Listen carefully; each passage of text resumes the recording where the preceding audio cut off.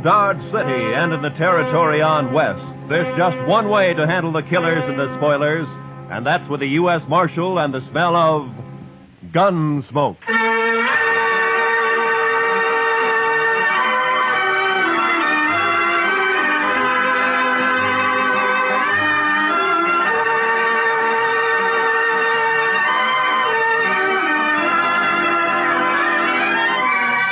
Gunsmoke, starring William Conrad. The story of the violence that moved west with young America. The story of a man who moved with it. Matt Dillon, United States Marshal.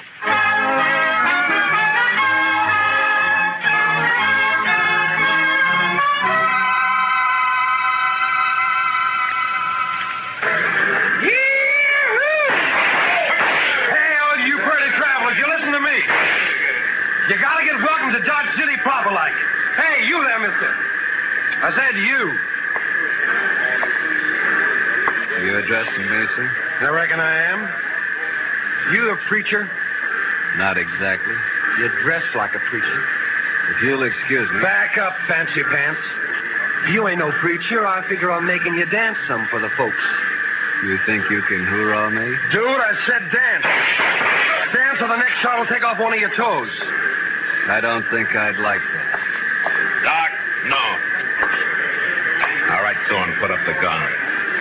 Marshal, you got a wild and woolly town here. Marshal, you move aside. I'm going to make this grinning dude kick up his heels for us. I'd say that might be quite a trick, Thorne. Unless he's changed a lot since I last met him. Have you, Doc? Not for the good, Matt. I was afraid. You pasty-faced tenderfoot. I said for you... Shut up, Thorne. He's drunk, Doc. He's dead. You just don't know it yet. I'll take it good if you'd meet me later at my office. All right, Matt. To you. Well, that's sure a lot of talk. Now I'm going to shoot that dude's boot heels. Fire one shot and I'll pistol whip you, Thorne. What's that? You're kind of forgetting who's holding a gun, ain't you? Oh! I wasn't forgetting. Oh, my wrist. You broke my wrist. I doubt it. Now let's go to jail. Oh, you can't put me in jail. I'm Thorne Finley. Move. Oh, you wait till I tell Big Jack about this, and I will, too. Do that. He might be grateful to me for saving your neck. You pulled some fool stunts, Thorne, but you've never been closer to dying than just a minute ago. You mean from that fancy pants? Oh, I could handle 6 like him. That makes you a lot of man. I can name a dozen pretty good gun hands who can't handle one of it. What? That's Doc Holliday.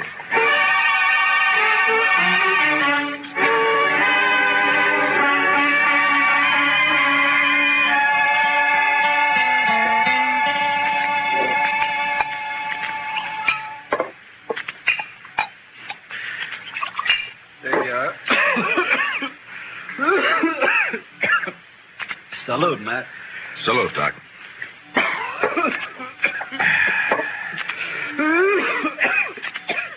That sounds worse, Doc. Yeah, I got orders to go to Arizona. Air's dry there, better for my lungs. Going? Thought I might. Wyatt invited me to visit him. He and Virgil and Morgan are the law down there. Some little mining town called Tombstone. Well, it sounds peaceful anyway. If it isn't, it will be by the time Wyatt Earp gets through. He is the peacemakingest man I ever met outside of you. Matt, who was the tellerhead down at the depot anyway? Oh, Thorne? He's just a spoiled kid. Kid? Couldn't be much younger than you. Sure, but Thorne never grew up. His father has coddled him and protected him and gotten him out of scrapes ever since he was a pup. He's never had to be a man. Not with Big Jack wet nursing him. Big Jack. Big Jack Finley. Oh, you know him? I've heard of him. Well, that figures. He owns about half of Kansas. Star in a box runs more cows than he can count. Swings a lot of weight in Dodge. Too much. Mr. Dillon? Mr. Dillon, somebody said that Doc Holliday had come into town today and he... Oh, excuse me. It's all right, Chester. Why don't you shake hands with him? Don't mind if I shake with my left hand. It's kind of habit. Yeah, I know. Mr. Dillon has the same habit. He would. How about dinner tonight, Matt? Sure. How long will you be in Dodge? Not long. Just till I finish a chore. Oh? That, chore have anything to do with Big Jack Finley? Might say so. Gonna kill him.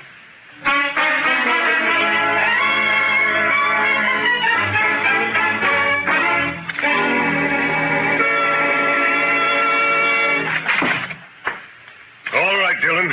Turn him loose. You, forgot to close the door, Mr. Finley.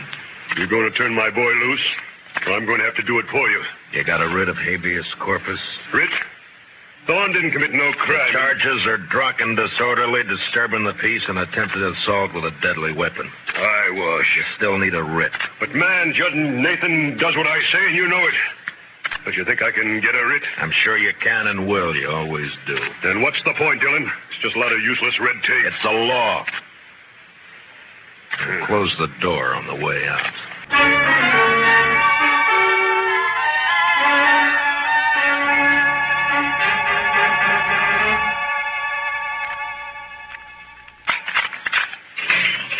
All right, Thorne. Didn't I tell you Big Jack would get me out? When are you going to learn you can't play? Save the speech. The law can't touch a Finley. You ought to get smart, Marshal. Like you?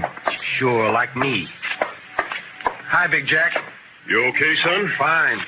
Anything else, Mr. Finley? Why, yes. My boy here is a little boisterous sometimes, I know. High-spirited, you understand? Uh-huh. So? So, I want to put a stop to all this nonsense of yours, arresting him every time he kicks up his heels a bit. Now, go on. Well, I'm offering you a job. Let's say, protecting my interests. $200 a month. And no work, naturally. I see we understand each other perfectly. No work, of course. All I have to do is just shut my eyes whenever Junior here breaks the law, huh? I said we understand each other. There's no need to elaborate on it, Dillon. There's a big need. Only how do I explain to a person like you that some men don't wear a price tag? Huh? How do I explain how I feel about a so-called respectable citizen making the law his private doormat? Hey, you're nothing but the stupid gunman I've always thought you were. I understand you took the part of Doc Holliday against my son. I kept Thorne from committing suicide, yeah. You sided with a notorious killer against an important citizen of this community. Now I'm telling you, Dillon, Holliday, I don't want him in Dodge tomorrow. Doc may be a gunfighter, but he's clear with the law, Finley, and a better man than your son will ever be. What? Why, That hurts, doesn't it? You... I'm serving notice, Marshal. You run that killer out of Dodge City, or I'll do it myself.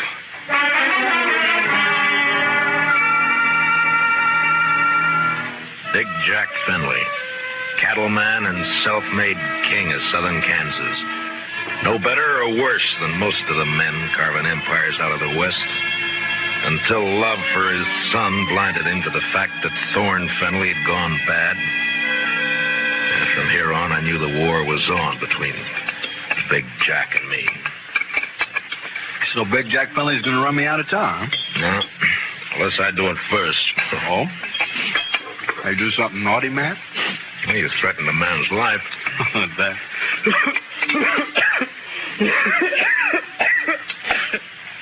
And just between friends, Matt. Anything else, Doc? Not murder. Murder? I give him an even break. With you, that's still murder. Don't you think you better tell me about it? Mm-hmm. What if I don't tell you? Yeah, then my job's to warn Finley and try to protect him. You're a tough man to be friends with, Matt. It applies to you, too, doesn't it? Guess maybe it does at that. Didn't realize how I put you on the spot by spouting off my good intentions. Sorry. Forget it. You want to talk to me? All right. Remember a girl named Ruth Davis? Mm-hmm. Died in a riding accident a few months ago. Always wondered if it wasn't suicide. She lost her brother 2 weeks before that. No accident. No suicide. You sure? Sure. You know, Ruth and her brother ran the ranch alone. Mm-hmm. A man started pestering Ruth, and she hated him. Her brother kicked the man off the ranch. This fella dragged Gulch Ruth's brother, made it look like a robbery. You have any proof of this? Yeah. Ruth was afraid to go to the law, so she sent a letter to me. Here, read it yourself. She says the man was Finley and says she expects him to try and shut her up for good. Well, that doesn't mean it's Big Jack. I went to see Ruth's folks. They had her belongings. Among them, I found this. Watch chain. Engraved JF on the clasp. Jack Finley. You see why I've got to kill him, Matt? He forced Ruth's horse over that cliff, sure. But do you still think she died accidental? No. But who's responsible is something for a court to decide. Court? With Finley's money and influence, he wouldn't spend 5 days in jail even if he was convicted, which he wouldn't be. He doesn't own the court. Maybe not, but it's still the most powerful man in the state against a dead girl whose only friend is Doc Holliday. How do you think a judge will decide? Doc, I'm going to ask you a favor. Make it one I can give. I got an idea, but you must let me handle it my way. Give the law a chance. All right, Matt, I can wait. Thank you. I'll keep this letter and chain for a while. All right, but if the law fails, I'll brace Big Jack Finley when he walks out of the courthouse. And you'll be bracing 2 men, Doc. Finley and me.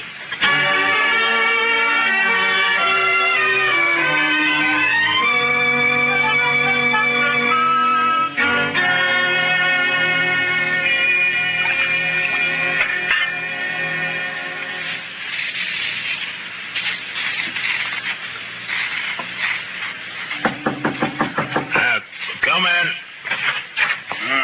Morning, Marshal. Looks like it'll be a fine day. Well, you're up kind of early just to bring me a weather report, aren't you, Judge Nathan? Huh? Oh, well, I want to see you. Go right ahead. You mind if I finish shaving? No, please do. Just thought I'd chat with you about the... About the Finleys? Yes. It seems that Big Jack's very upset by your attitude. I'm not surprised. Feels you're a little rough on his boy. I am. But then his boy's a little rough. Yeah. Well, perhaps Thorne is high-spirited, like yesterday. Yesterday he was just plain high. Tell me, Judge Nathan, how do you like being on Finley's payroll? What? You know, you used to be a pretty decent person. Oh, you can't talk to me like... Yes, I can. I'm sending a copy of Thorne's record to the governor. Governor? And with it, I'm sending a list of the writs you've issued to get him out of jail and a copy of the court records. I've only tempered my justice with mercy, that's all. Thorne's been arrested for 18 offenses, convicted of 10, spent no time in jail, and paid a total of $15 in fines. I'd say you've been very merciful. You said you were sending this to the governor. You haven't actually mailed it yet? No. You got enough. Not that I don't feel justified in any decisions I've made, but such a report might cause undue talk at the Capitol. And ruin your political hopes. Well, my conditions are simple. Get off Finley's payroll now. Very well. And give me cooperation from here on, no matter who's involved. Do that and I shelve the report. I'll do it. Mr. Dillon, trouble's a-making. What kind of trouble, Chester? It's Big Jack Finley, Mr. Dillon. He's rounding up his crew at the Alfraganza. They're going to ride Doc Holliday out of town on a rail. Did you cut yourself shaving?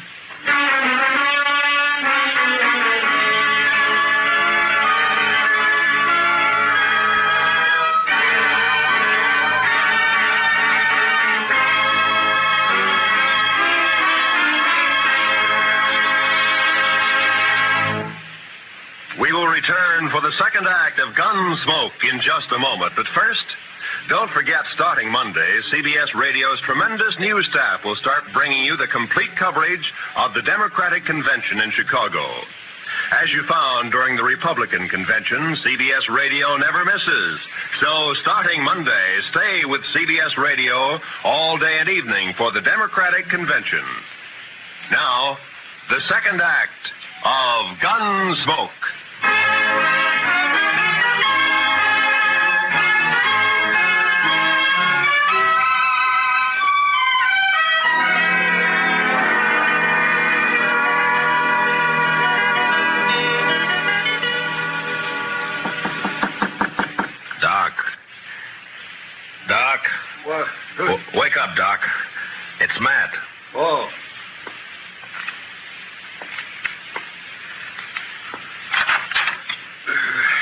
What's up? Trouble. Lots of trouble. Big Jack Finley's organizing a little citizens committee of his own hand-picked men coming to escort you out of town.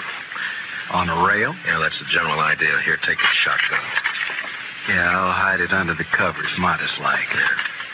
I'll wait against the wall here. Good. That'll put him in a crossfire. If it comes to that. There's enough of them, we're in a spot. Yeah, likely we are. You're risking your neck to save me some bruises. One I owe you, friend Matt. It's my job. Still one I owe you. There he is. Wrap him up. All right, stop right there. I'll shoot the man who takes another step. You think you're going to stop us, Dillon? I think so. Me and Doc. Doc. Show him, Doc. Sure thing, Marshal. Look, boys, surprise. I sure do love surprises. Dillon, I've got a dozen men with me. Well, sure, about 6 of them will die, Finley, if you don't crawl out of here fast. And guess who'll die first, Big Jack? You there, Moncrief. I always figured you for some brains. Get your boss out of here, quick. Sure talking sense, Big Jack. Shut up, Moncrief. You showing yellow. Oh, but, man, there's nothing here for us to die over. Listen to him, Finley. That greener Doc is holding has 18 buckshot in each barrel. He'll get slaughtered if he triggers that thing. And I'm getting edgy, Finley. And me, if I get a coughing spell, I'm liable to shoot without meaning to. All right. This is twice you have made a Finley back down. You'll never get a third chance. Let's get out of here.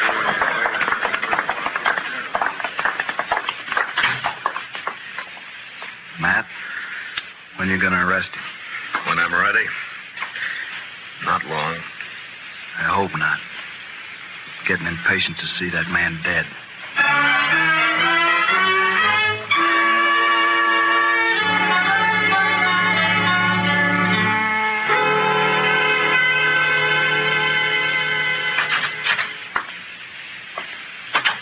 I got your message, Marshal. I hope it's important. It is, Moncrief. How long you been foreman for Big Jack? 15, 16 years. You know him pretty well. Would he be the kind to kill a girl? No, of course not. Guess he'd kill a man if he got mad enough, but he wouldn't kill no girl, Marshal. Well, I have proof that he did. A girl and her brother, but it doesn't set right. I'm hoping you can help. What's your proof, Marshal? The letter that names Finley as the man. Ruth Davis wrote it before she died. Ruth Davis. And this watch chain was found with her belongings. It's engraved on the back. I know. I was with Big Jack when he bought this chain in Chicago. It was right after his wife died. Big Jack wear it all the time? You rode the right hunch, Marshal. What? Thorne is your man, just like you figured. He had a yen for the Davis girl, but he kept it quiet. Guess he didn't want it known she throwed him over. But the watch chain... Big Jack gave that to Thorne on his 25th birthday. Whole ranch can testify to that. Good. All right, thank you, Moncrief. You, gonna try and arrest Thorne? Why? If Big Jack believes Thorne killed that girl, it'll break his heart. Broke her neck. If he don't believe it, Then? he'll protect Thorne. And, Marshal, there's not enough lawmen in the state of Kansas to make Big Jack give up his son.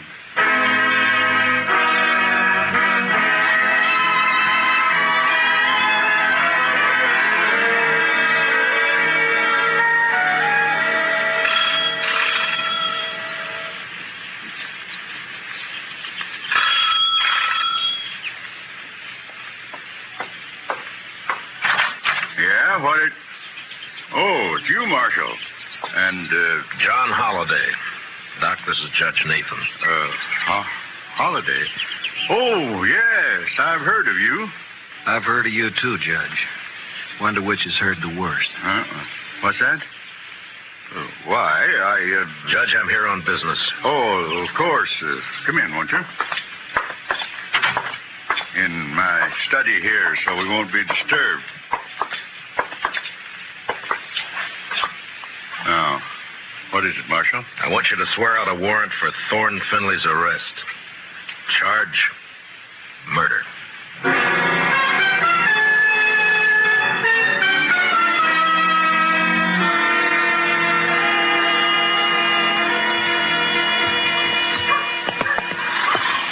You want to go with me, Doc? I'm sure. All right, hold up your right hand. Oh, no, Matt, you wouldn't make me a lawman. If you go as my deputy. I'm not letting you make this a private fight. And with my friends, if they hear I wore a star... All right, Matt, it's your show. You swear to uphold and enforce the laws of this community, the state of Kansas, and the United States to the best of your ability as deputy marshal, so help you God? All of that? All of that. I swear. Here, pin on this badge. All right, man. You know, I'm feeling this badge is going to cramp my style something terrible.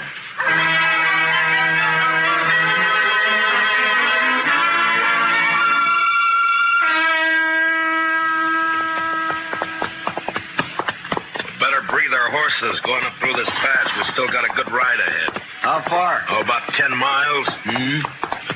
What do you think, Matt? Will they fight? Well...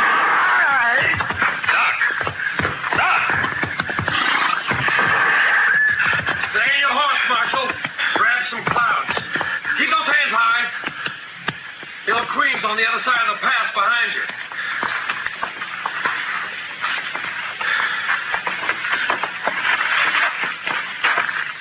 That's being smart, Dillon. Queen will drop you if you touch her gun butt. You're handy at this bushwhacking, aren't you, Thorne? If Doc... He's all right. My slug seems to have bounced off his thick skull. Good.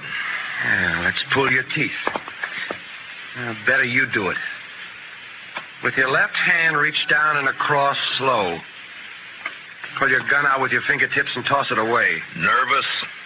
Just cautious. Or maybe this Queen doesn't exist, huh, Thorne? Queen! Queen's one of Dad's men, but I pay him extra to work for me. Any more questions? I guess not. There's my gun. The rifle next.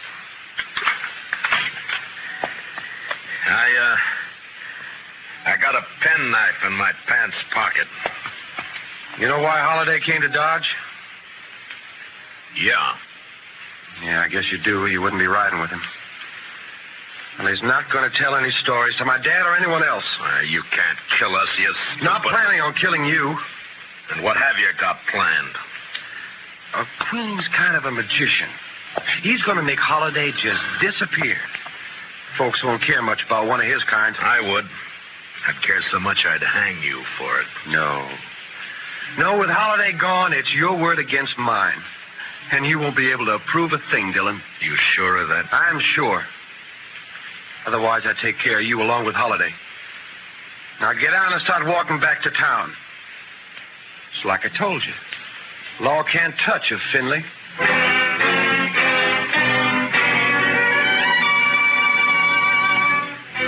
It was no time for heroics, so I walked. When I reached a turn, I cut back through the rocks, but it was too late. They were gone. And with them, the horses, guns, and Doc Holliday. 2 miles up the road, I found my horse turned loose. And with a mind full of cold hate, I raced onto the Star in a box. On the front porch of the ranch house was one of Big Jack's men. Hold it right there. Out of my way, mister. I'm in no mood to shake hands. Where you heading, lawman? You don't hear well.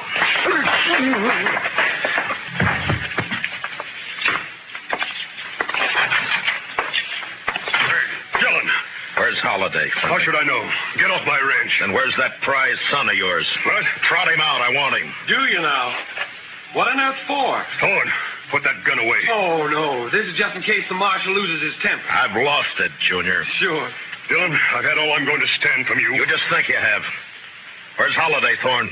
Where'd Queen take him? Holiday? Why, I haven't the faintest idea.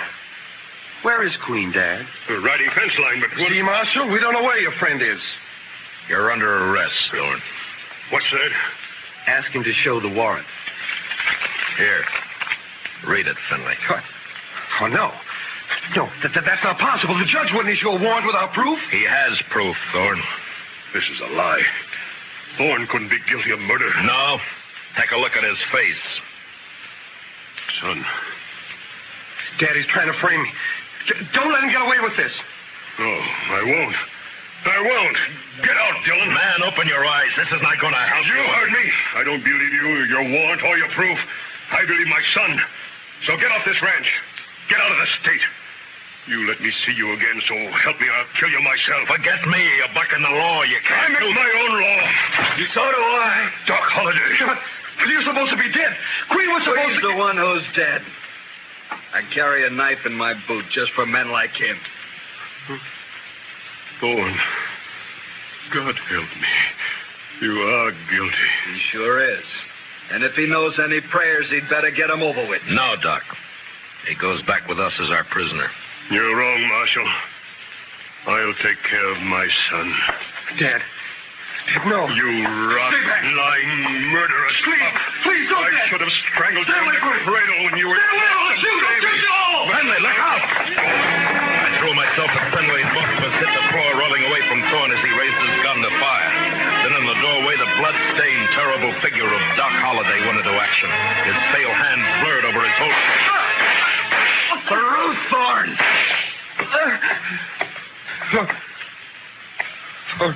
Ruth?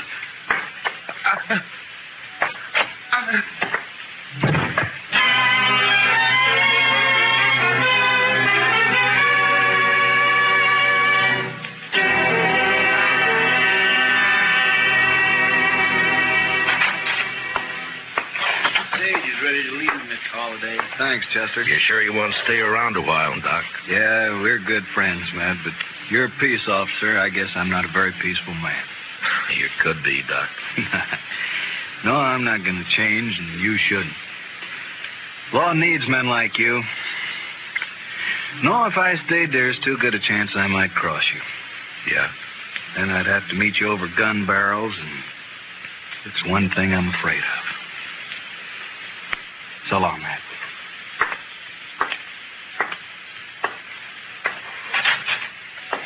Good luck, Doc. My. I never would have thought Doc Holliday was scared of meeting anyone in a gunfight. You don't understand, Chester. Doc's afraid because he might beat me.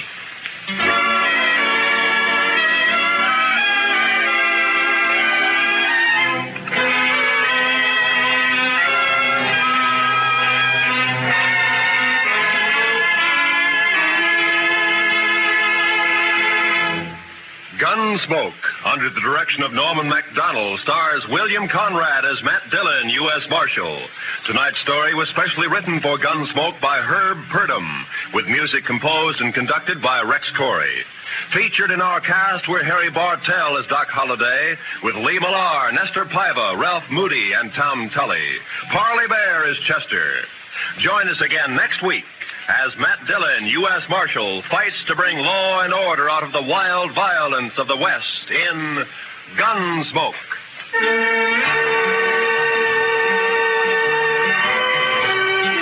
Sunday evenings, we invite you to join Lovely Doris Day, Spring Byington playing a December Bride, and Audrey Totter as Millie. They're here on most of these same CBS radio stations. This is Roy Rowan speaking. This is the CBS Radio Network.